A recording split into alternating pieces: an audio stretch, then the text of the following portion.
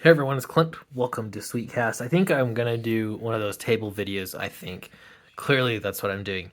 Um, so I did actually have a little bit of time to just start getting into this Daredevil Omnibus 2. So this is like the supplemental omnibus. It's not the main one. It's not quite as thick, but still substantial. If one day I ever did an omnibus that thick, I would be very happy. That would be amazing. Anyway, what I want to talk about is an unpopular opinion. So get ready. One, to flame me in the comments because you disagree with me vehemently. If that's the case, go for it. I don't think that's any reason to threaten me though, or go anything like that. But feel free to disagree.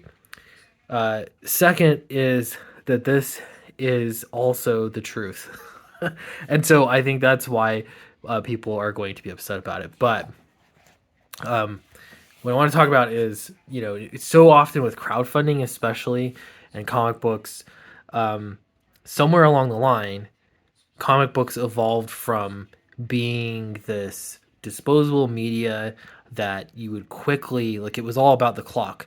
You had to get the book done at a certain time, and that was because if you did, then you got the financial reward of putting a book out so often, right?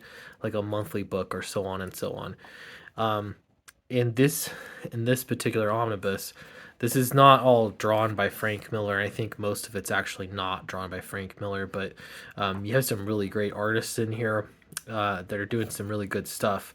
But what made this not high art, and people would turn their nose up to this stuff, is because this was commercial art. It was to tell a little fun superhero story, which people could always also look down upon. But I mean, like, it's just great faces and everything. But the common thread here is that this art was done extremely quickly. This was done so quick because they had to get the book out. They had to get it done. This was John Buscema drew this. Fantastic artist. But he also didn't look at this like he was painting, a masterpiece. I mean, maybe I don't know how he thought of it in his head, but the way that he actually did it is he did the thing very quickly. And I'm going to contend that that is part of what made comics what it is today, is the fact that it was done at a pace that a book could be put out within a certain period of time. And I think that comics is actually better for that.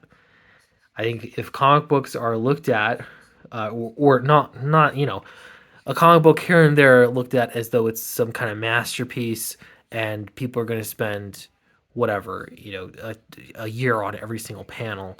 You could do a book like that, and it's probably going to be a beautiful masterpiece. Okay. However, in general, I think that comic books uh, are as interesting and cool as they are, and they have such a legacy that they have because they were quick.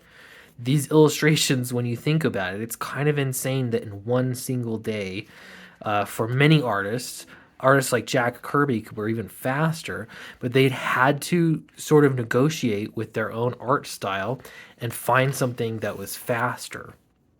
Now, immediately when I'm talking about this, the first thing people are going to think about is, oh, well, Clint, you're making an excuse for doing lower quality art in order to get it out in a certain period of time. You're basically just trying to lower the standards. Oh, no, no, no. That is not the point. The point is doing sequential art like this. Look at that gut on the kingpin right there.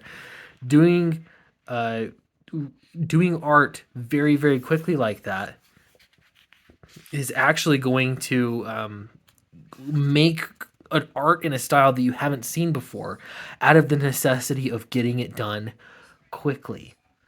So I find this super interesting, and I kind of find it, I don't know, important maybe. I don't know. I think there's something to that.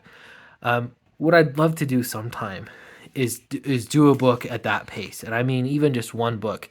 Get one book done in a month, one like 22-page book, just to see what you'd have to do.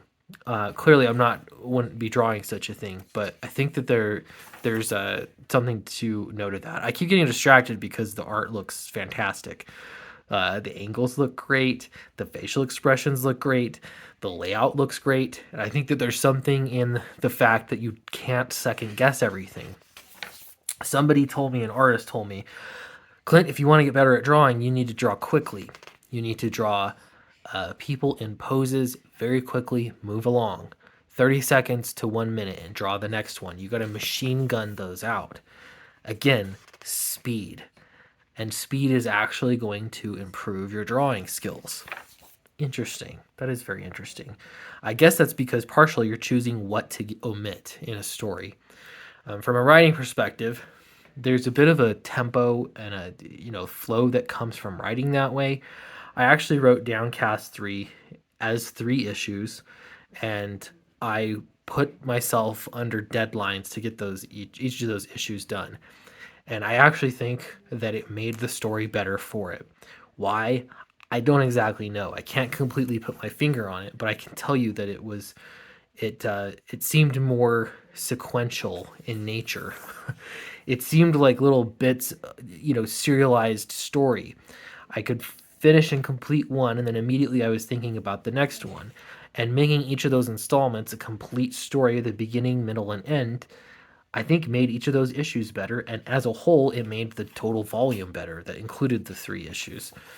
Again, there's something to this. There's something to getting books done quickly and making the art work around the timeline. There's something to do with that. Again, masterpieces are fantastic, and I hope that they'll exist. Out there, there'll be special books that take tons and tons of time.